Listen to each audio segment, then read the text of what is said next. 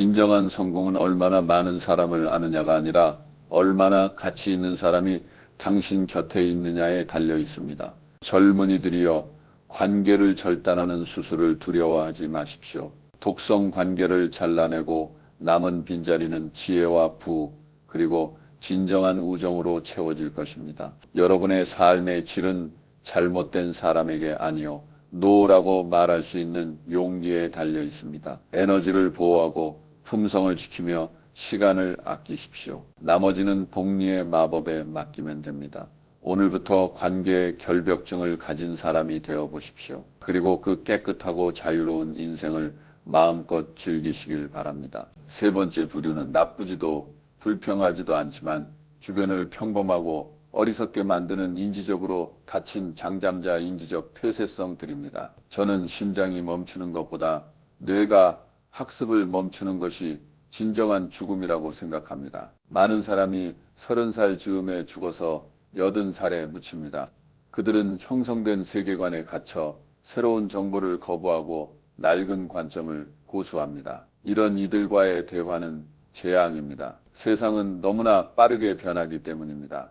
워런 버핏과 제가 지금껏 이길 수 있었던 이유는 우리가 발 달린 학습 기계였기 때문입니다. 우리는 어제의 생각이 틀렸음을 발견할 때 매우 기뻐합니다. 그것이 진보를 뜻하기 때문입니다. 하지만 인지적으로 닫힌 이들은 틀렸음을 인정하는 것을 가장 혐오하며 사실을 왜곡하고 진실을 공격합니다. 이런 이들이 주변에 가득하면 당신은 에코체인버 반향실에 갇히게 됩니다. 낡은 관점만 반복하며 오류를 강화하게 되죠. 결국 현실에 뒤처지고 맙니다. 멍청함은 전염됩니다. 그들과 조화를 이루기 위해 당신도 스스로 인지 수준을 낮추게 될 것입니다. 당신의 친구 목록을 살펴보십시오. 새로운 아이디어에 항상 찬물을 끼얹는 사람, 10년 전과 똑같은 소리만 하는 사람이 있다면 조용히 떠나십시오. 이 세 부류를 정리하고 나면 당신의 사교계는 아주 작아질 것입니다. 외로움을 느낄 수도 있겠죠. 하지만 축하드립니다. 이제 당신은 최고 수준의 관계를 맺을 공간을 확보한 것입니다. 비즈니스 세계에서 신뢰는 가장 효율적인 레버리지입니다. 워런 버핏과 저는 전화 한 통으로 거래를 끝내기도 합니다. 계약서도 필요 없습니다. 서로의 등에 칼을 꽂지 않을 것임을 알기 때문입니다. 이것이 수많은 변호사 비용과 협상 시간을 아껴줍니다. 반면 도덕적 결함이 있는 이와 이라면 모든 시간을 그를 감시하는 데 써야 합니다. 그런 내면의 소모는 일생을 갉아먹습니다. 똑똑한 자들의 악행은 은폐력이 강합니다. 그들은 탐욕을 합리화하고 화려한 미사역으로 추악한 거래를 가립니다. 이런 사람들에 대한 저의 전략은 무관용불입니다. 그들을 바꾸려 하지 마십시오. 그들은 자신의 오만함 때문에 도덕적 계조를 받아들이지 않습니다. 이용하려고도 하지 마십시오. 호랑이 등에 올라탔다고 생각하겠지만 결국 먹히는 것은 당신입니다. 조금이라도 정직하지 못한 기미가 보인다면 그가 가진 자원이 아무리 탐나더라도 즉시 멈추고 멀리 하십시오.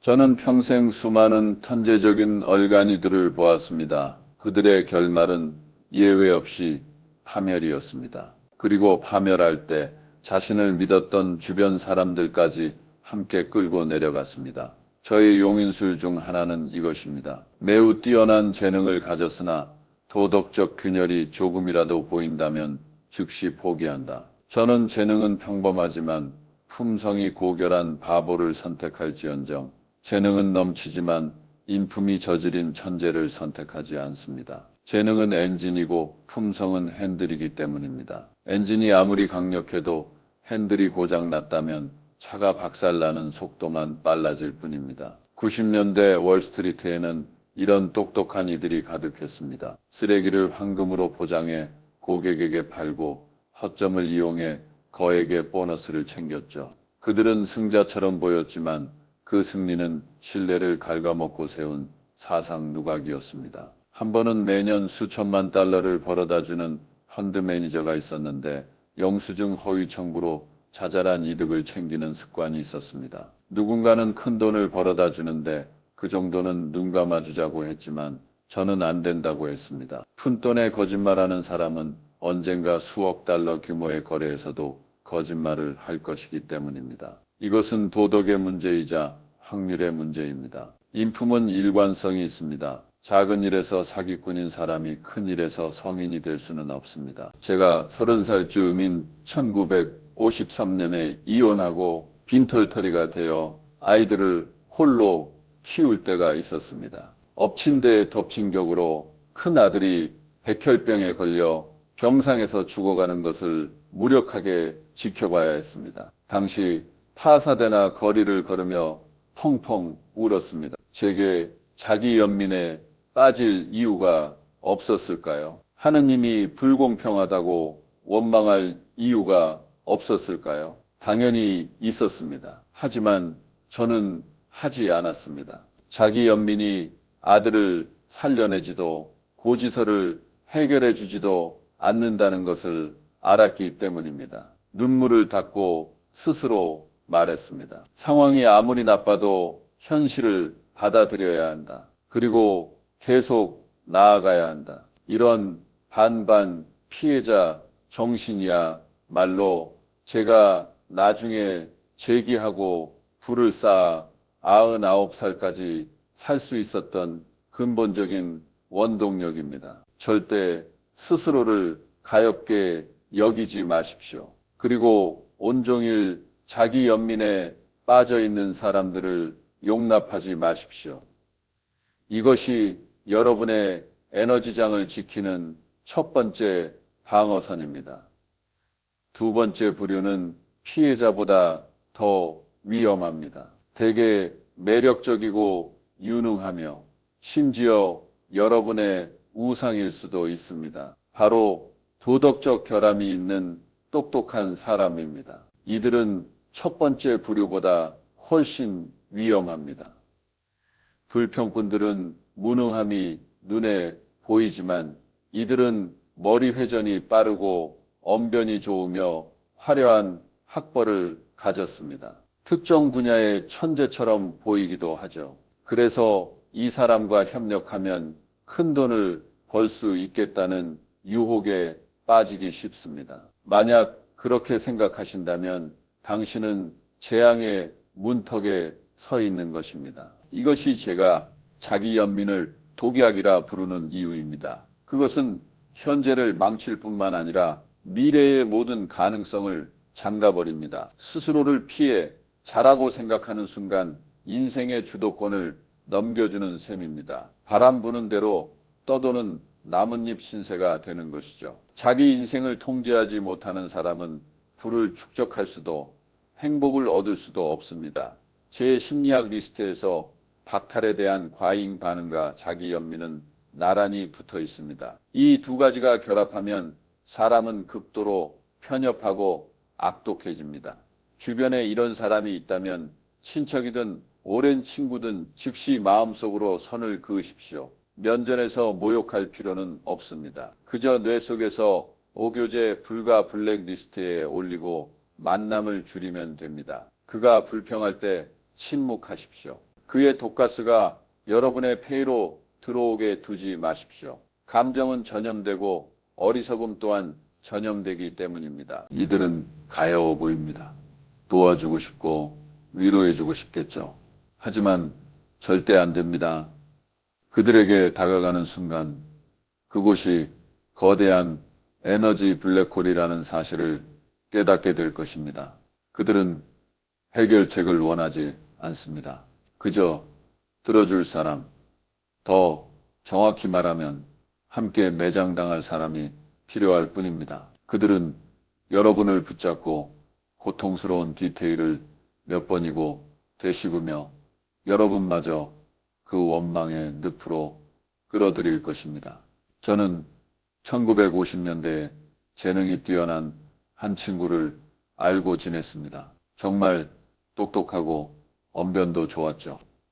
하지만 치명적인 결점이 있었는데 늘 운이 없다고 생각하는 것이었습니다. 만날 때마다 그는 30분 넘게 불평을 늘어놓았습니다. 로펌에서 대우를 못 받는다는 둥, 집주인이 월세를 올린다는 둥, 날씨가 너무 덥다는 둥 말이죠. 처음엔 조언도 해주고 타일러도 받지만 소용없었습니다. 피해자에게는 문제 해결보다 자신이 얼마나 비참한지 증명하는 것이 더 중요하기 때문입니다. 비참함을 증명해야 노력하지 않아도 되고 변하지 않아도 되며 마음 편히 실패자로 남을 수 있기 때문입니다. 그는 불평을 통해 뒤틀린 만족감을 얻고 있었습니다. 결국 저는 단호하게 그와 인연을 끊었습니다. 수십 년이 흐른 지금 그보다 시작점은 낮고 재능은 부족했어도 낙관과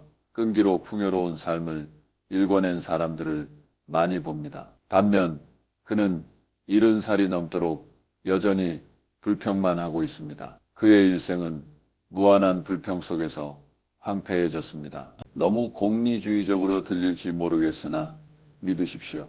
이것이 여러분의 생명에 대한 가장 큰 존중입니다. 관계를 정리하고 거절하는 법을 배울 때 인생이 갑자기 가벼워지는 것을 느끼게 될 것입니다. 판단력은 예리해지고 운도 좋아지는 것 같겠죠. 에너지가 새어나가던 블랙홀을 막았기 때문입니다. 그렇다면 구체적으로 어떤 사람들을 즉시 끊어내야 할까요? 제 99회의 인생 경험을 통해 절대로 가까이에서는 안 될 세 부류의 독성 인물을 정리해 보았습니다. 이런 사람이 주변에 단 한 명이라도 있다면 삶의 질은 급격히 떨어질 것이고 여러 명이라면 당신의 인생은 파멸할지도 모릅니다. 그 첫 번째 부류는 겉으로는 가련해 보여서 동정심을 유발하지만 실제로는 에너지 흡혈귀인 사람들입니다. 바로 피해자 코스프레에 빠진 사람들입니다. 제가 99살까지 살며 한 세기 가까운 경험을 요약하자면 자기연민은 인류에게 가장 치명적인 정신적 독약입니다. 이런 사람들을 본 적이 있을 겁니다. 그들의 세계에서 모든 잘못은 남 탓입니다. 일이 안 풀리면 상사가 멍청하거나 동료가 따돌려서이고 투자가 손실나면 시장이 조작됐거나 세력이 개입해서입니다. 불행한 삶은 부모의 무능이나 배우자의 무심한 탓으로 돌립니다. 온 세상이 자기에게 빚을 졌고 세상이 자신을 괴롭힌다고 믿습니다. 자신은 언제나 무고한 피해자이고 타인은 가해자일 뿐입니다. 그래서 저는 이 점이 매우 중요하다고 생각합니다. 저는 이것을 사회적 증거 편향과 무의식적 모방이라 부릅니다. 인간은 모방하는 동물입니다. 주변에 5명의 바보가 있다면 당신은 반드시 6번째 바보가 됩니다. 주변에 5명의 사기꾼이 있다면 당신도 조만간 거짓말을 하기 시작할 것입니다. 이런 영향은 가랑비에 옷 젖듯 스며들어 전혀 알아차리지 못합니다. 깨달았을 때는 이미 동화된 후일 것입니다. 그래서 저는 아주 오래전 스스로 철칙을 세웠습니다. 존경하지 않는 사람과는 절대 함께 일하지 않고 친구가 되지도 않는다. 이것은 도덕적 결벽증일 뿐만 아니라 생존 전략입니다. 인생이라는 장거리 달리기에서 승리하고 싶다면 반드시 환경을 정화해야 합니다. 열매를 맺지 못하면서 영양분만 뺏어가는 마른 나무까지는 과일나무를 전정하듯 가차없이 잘라내야 합니다. 그래야만 한정된 영양분을 진정 달콤한 열매들에게 보내줄 수 있습니다. 가장 무서운 점은 많은 사람이 거대한 사교 부채를 짊어지고 있으면서도 감히 정리하지 못한다는 것입니다. 체면 때문에 혹은 군중 심리나 소위 말하는 사회생활을 위해 그 끔찍한 친구들을 견뎌냅니다. 단절을 상처나 미성숙함이라고 생각하시나요? 아닙니다. 관계를 끊는 것은 자신을 보호하는 일이며 가장 고차원적인 성숙함입니다. 잔인한 수학적 논리인 기회비용을 이해하시길 바랍니다. 형편없는 사람에게 시간을 쓰는 것은 좋은 사람과 함께할 시간을 잃는 것입니다. 어리석은 불평을 1시간 동안 듣고 있다면 고전을 읽으며 지혜를 얻을 한 시간의 기회를 날려버린 셈입니다. 인생은 유한한 제로섬 게임입니다. 나쁜 사람에게 예스라고 말하는 것은 사실 좋은 사람에게 노라고 말하는 것과 같습니다. 저도 젊었을 적에 이런 실수를 한 적이 있습니다. 변호사 일을 막 시작했을 때 사업을 확장하려 억지로 온갖 부류의 사람들과 어울렸죠. 그 중에는 첫 만남부터 싫었던 이들이 있었습니다. 가치관에 문제가 있거나 정직하지 않거나 극도로 부정적인 사람들이었죠. 하지만 참았습니다. 그것이 성장의 대가라고 생각했으니까요. 결과는 어땠을까요? 그런 관계들은 제게 어떤 이득도 주지 않았고 오히려 골치 아픈 문제들만 일으켰습니다. 제 시간을 낭비했을 뿐만 아니라 하마터면 저 또한 그들처럼 형편없는 사람으로 만들 뻔했습니다. 매정하게 들리시나요?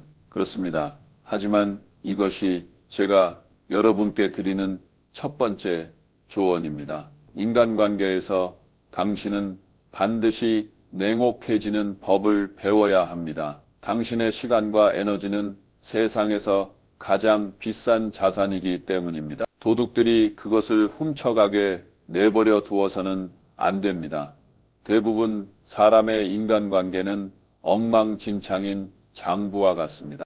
여러분은 사교자산 부채표화를 계산할 줄 모릅니다. 사교자산이란 무엇일까요?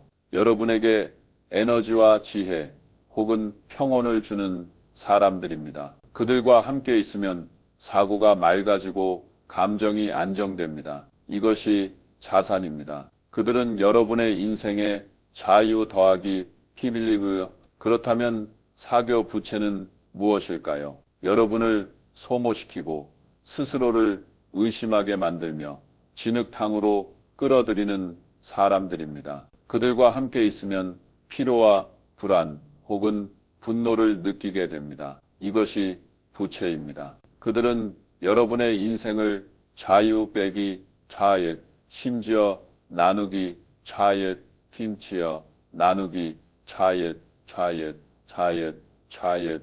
올해 제 나이 99살입니다. 이 나이가 되고 보니 저는 투자뿐만 아니라 인간관계에 있어서도 유난히 결벽증에 가까운 태도를 갖게 되었습니다. 많은 분이 저 찰리에게 묻습니다. 어떻게 그렇게 항상 즐거울 수 있습니까? 어떻게 그렇게 장수하시나요? 왜 고민이 그렇게 적으신가요? 저의 대답은 항상 사람들을 놀라게 합니다. 저는 인간관계를 끊어내는데 지독할 정도로 능숙하기 때문입니다. 저는 평생 사람을 파악하는데 재무제표를 읽는 것보다 더 많은 시간을 쏟았습니다. 일단 누군가 사귈 가치가 없다고 판단되면 그가 아무리 부유하거나 권력이 있더라도 혹은 천재적인 재능이 있더라도 저는 즉시 그리고 철저하게 그를 제 삶에서 잘라냅니다. 그와 사업을 하지도 않고 식사를 하지도 않으며 심지어 같은 방에 있지도 않습니다.